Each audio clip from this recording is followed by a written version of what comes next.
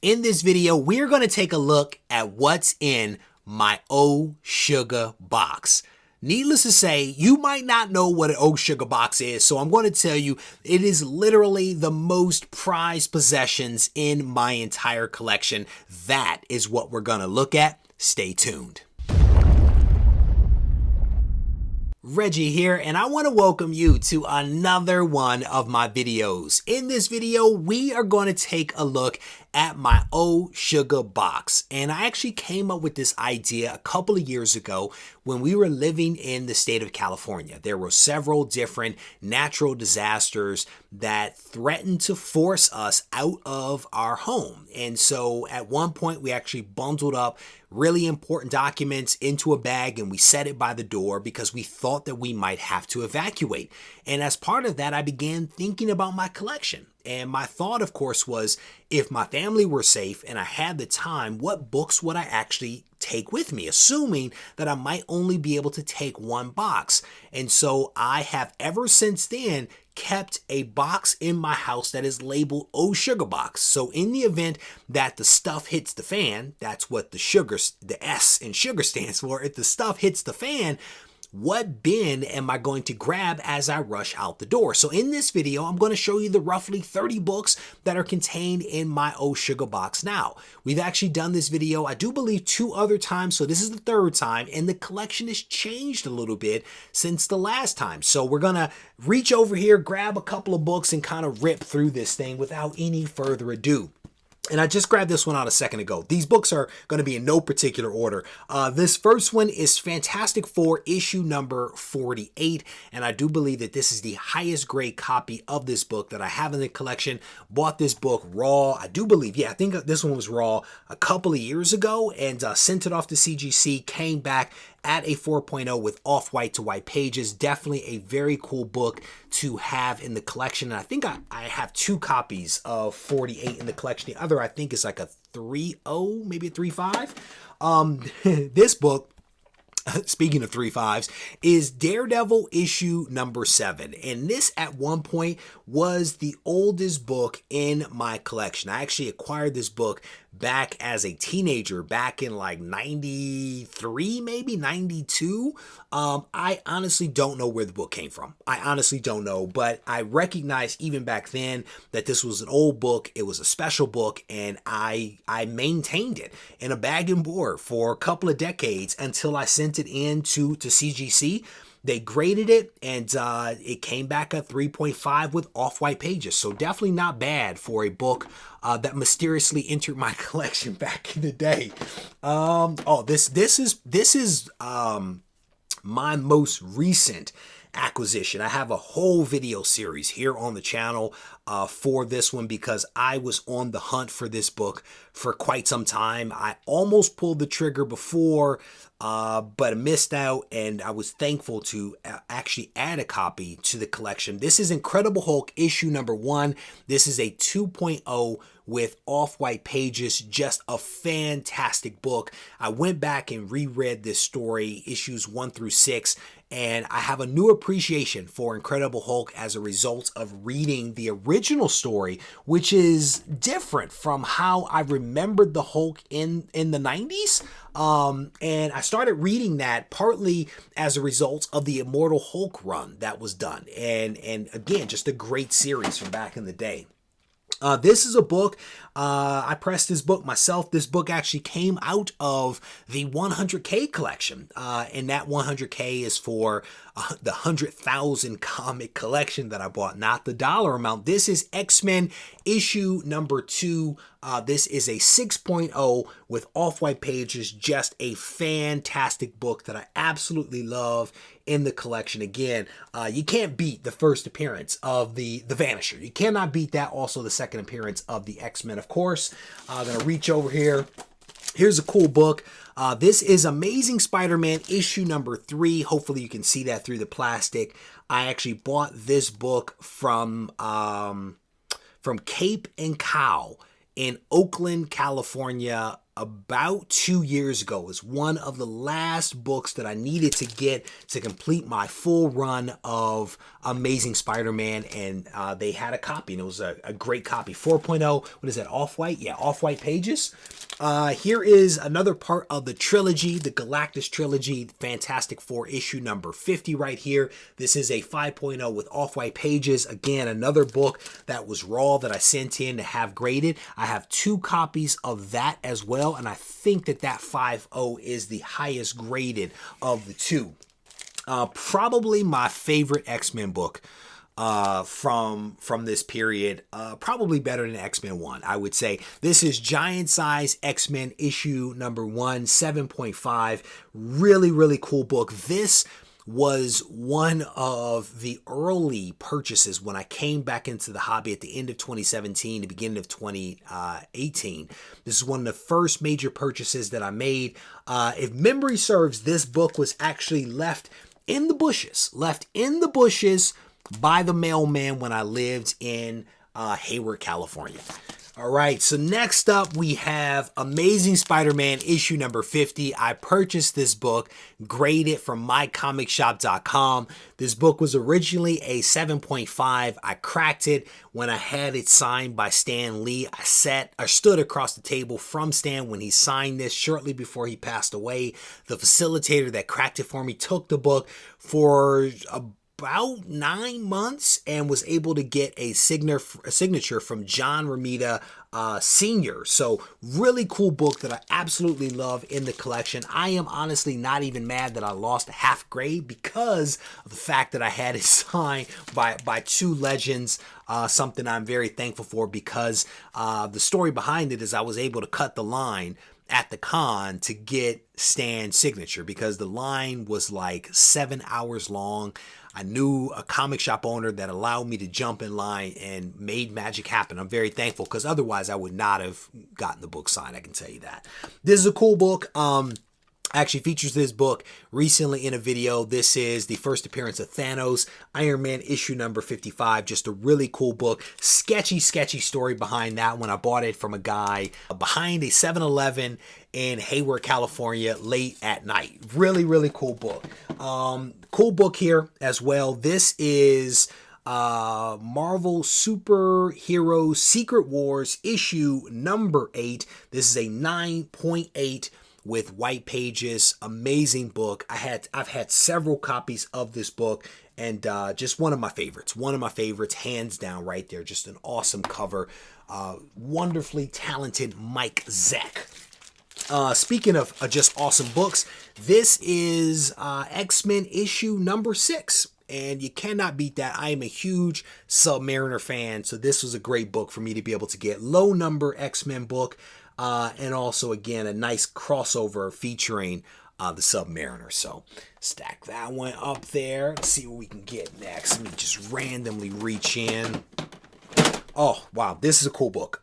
This book, I actually drove a couple of hours to get this one each way when I lived in California. Amazing Spider-Man issue number 4. A former comic shop owner had this, and I was able to buy the book from him raw, send it in, and got it graded, and it came back a 4.0. There is something about the quadrants on that book that I absolutely love. It's an amazing book. Speaking of amazing books, I don't like this one as much as Giant Size X-Men number 1. I will tell you that, but it is an amazing book to have in a collection.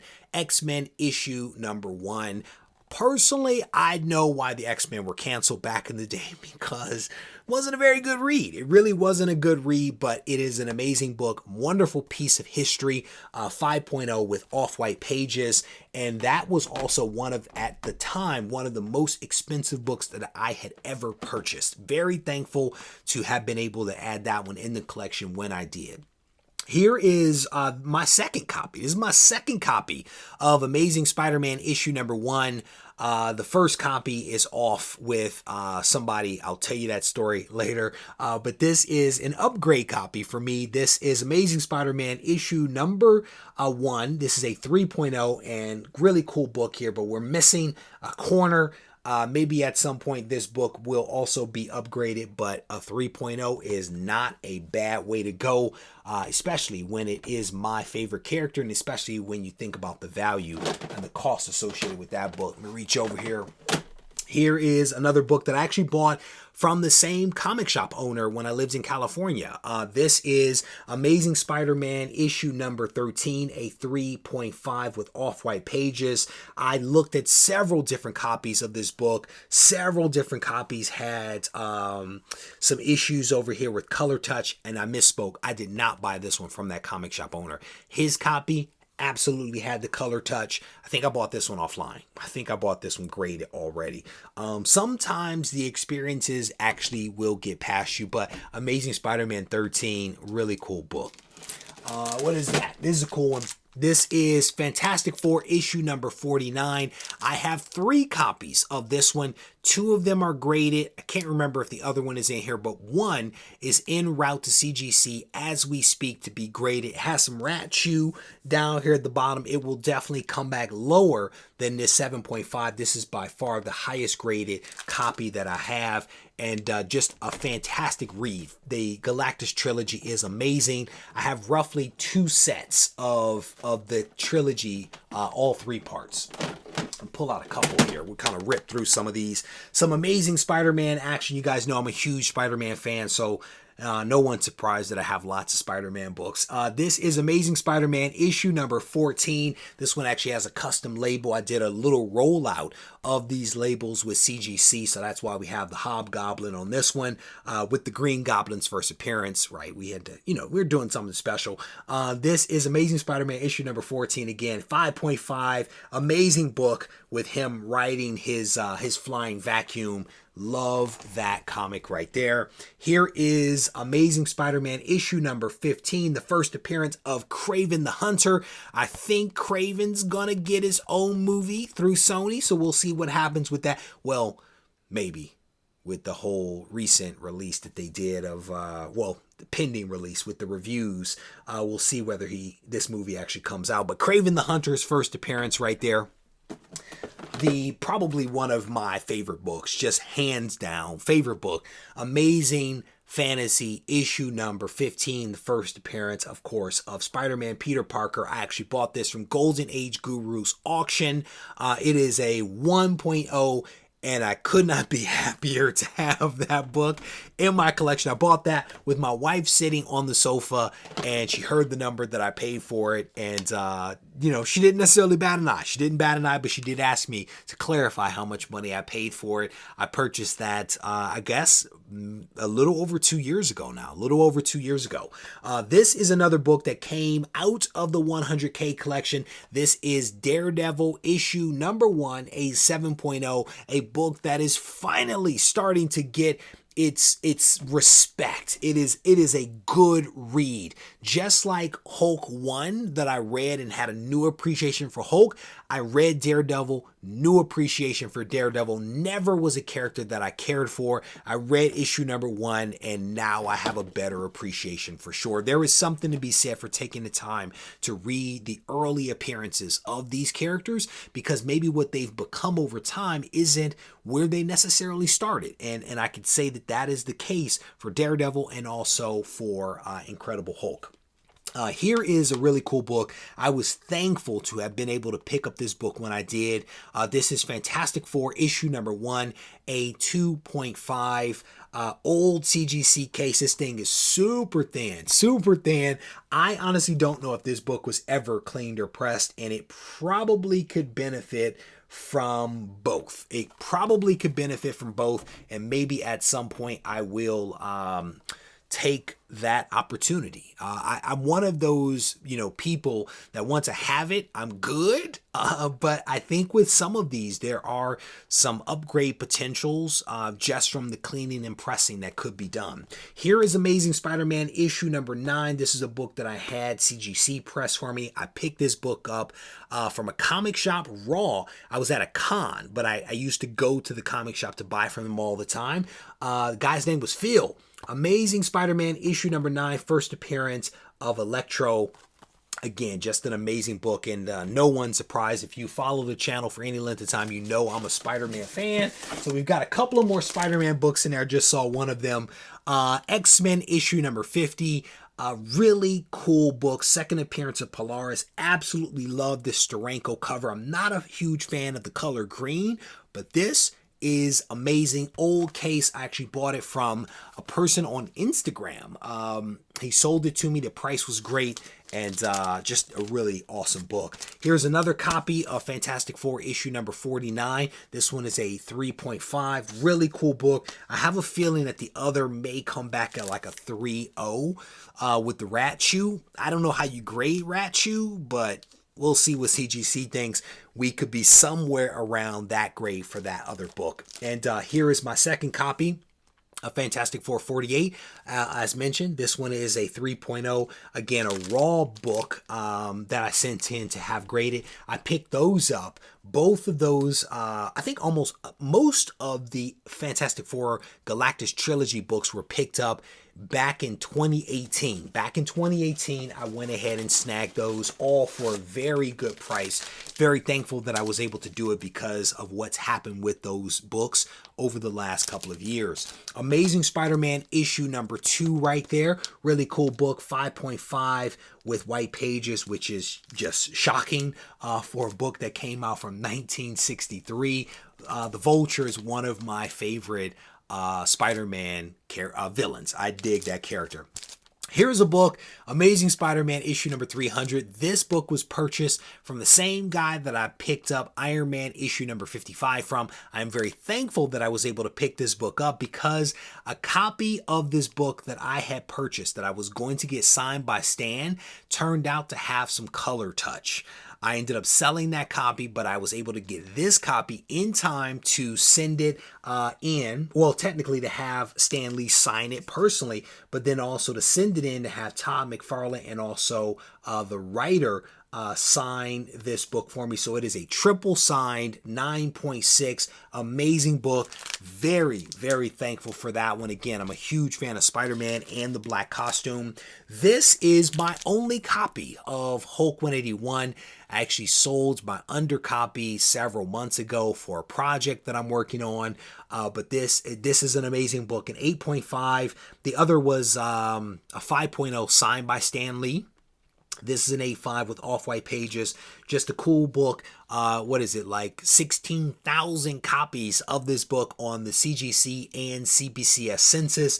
But again, just an amazing book nevertheless. So there you have it. That is essentially the end of my Oh Sugar box. If you've seen the previous installments, you probably recognize where some things have changed here. I've actually done something different. I have a backup Oh Sugar box. In the event that I have some time to grab 2 bins, I have another set off to the side that is labeled Oh Sugar Box 2, not to be confused with the OG Sugar Box. But again, hopefully I'd never have to evacuate my house, but it's just one way of keeping things a little organized and keeping focus on at least what's important when it comes to the collection. I want to thank you guys for taking the time to watch this video. I hope that you enjoyed it. And if you did, I want to encourage you to hit the thumbs up button and leave a comment behind. If you haven't yet subscribed to the channel, I want to invite you to do that now. Go ahead and tap that subscribe button, turn on notifications, and that way you won't miss out on any of the content that comes out from my channel. And if you need to reach out to me, you can do that on Instagram at Regie Collects. Take care.